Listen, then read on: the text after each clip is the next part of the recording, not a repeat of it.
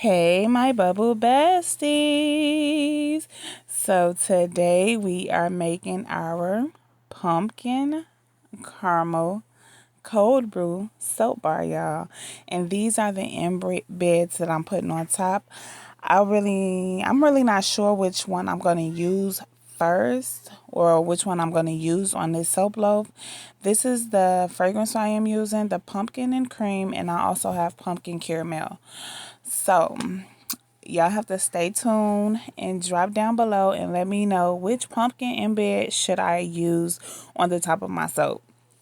I did make a poll where I asked the question to see which one I should use. I got two answers, but one was for that one was for this one. So I did not have a clear view on which one I should use. But anyway, we are about to start soaping. Right now, I just got my lye water.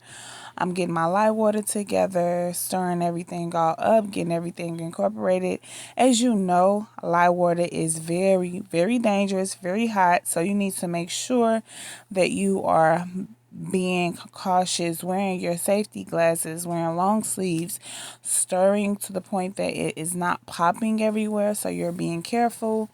Okay, so when you are soap making, you have to be very careful because you can definitely get third-degree burns, you can go blind, and other things. Okay, so we are going to do the heat transfer method, whereas we pour our hot lye water solution right until into our oils and butters. This is what I have here in the second container. I have my good old oils and butters, my shea butter, olive oil, coconut oil, castor oil, and so forth. Okay, so we are pouring this over in our oils and butters. We're gonna mix it up, give it a good mixing, so it can melt. And y'all will see. I'm gonna speed that up a little bit because it does take about, I would say about 3 minutes, 3 to 5 minutes to actually melt down to the point where we need it to be.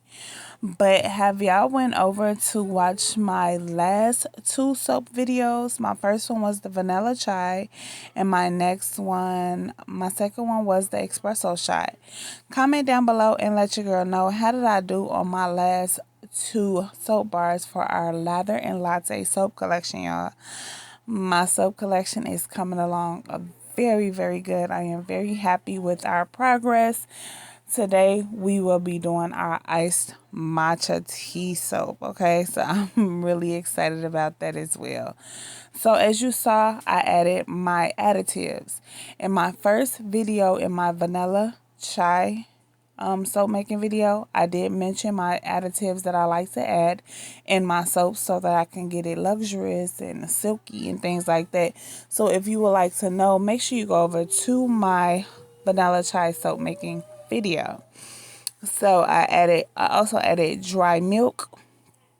And now we're just separating it. This is my fragrance oil that I have, so we're just gonna blend it on up. In my espresso shot video, I let you guys know what I use in my fragrance oil so that it can sustain the fragrance longer in my soap bar. So make sure you go over there to that video and pay attention, okay? So because this soap has vanillin in it, it will turn brown.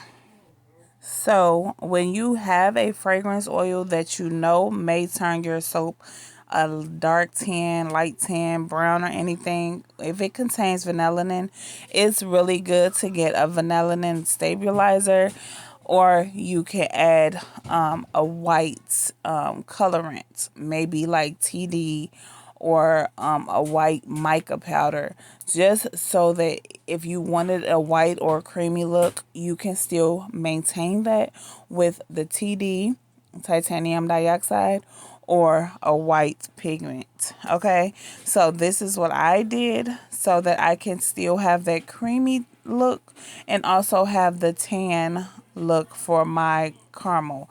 I really wanted the tan to look like a caramel drizzle. So I'm really excited to see how this will look because I love you too. I'm sorry, y'all. That was my baby. But I really wanted the tan to look more like a caramel. So I did add cocoa powder and like a gold mica because I wanted it to look like a caramel. So I'm excited to see how it looks when I actually cut it. And of course, your messy soap maker will make a mess. And you see that soap went all on the side and not inside. But it's okay. We're going to clean that right up. And of course, I'm going to scrape all of this out of my soap batter out of my container. Try to clean up my mold a little bit. You really don't want soap around your mold when you're unmolding because it could mess up the quality of the soap. And you can have you can clean it up, but you just don't want to do that. You can just clean up as you go. Okay. Just like you do when you cook, clean up as you go. But yes, I cleaned it up. Getting the rest of the soap out of my mold. I did not want to bore y'all with that. And I also tapped my mold down. And this is how you get air bubbles out of your soap. You have to make sure you tap it down. So the dollops on the top is like the caramel latte or whatever you want to call it. But I wanted to do that so it can just look like caramel. Okay, a caramel drizzle, caramel swirl. You know how you get when you get to Dunkin' Donuts or Starbucks or any coffee shop, how you have the whipped cream with the caramel drizzle on top. That's kind of the look I was going for. So I am actually excited to see how my topping and how the middle of the soap actually looks because, like I said, this soap it will discolor a little bit, but I added a white pigment so that it doesn't turn too brown. Okay, so now I'm adding the annatto pumpkins. This is colored with annatto powder. Okay, annatto powder is a orange natural colorant. Okay, so this is how we did it, and I feel like it came out super cute. I feel like I'm gonna make a bigger soap loaf of this soap because I also wanted to do like a pumpkin set. So I have to see.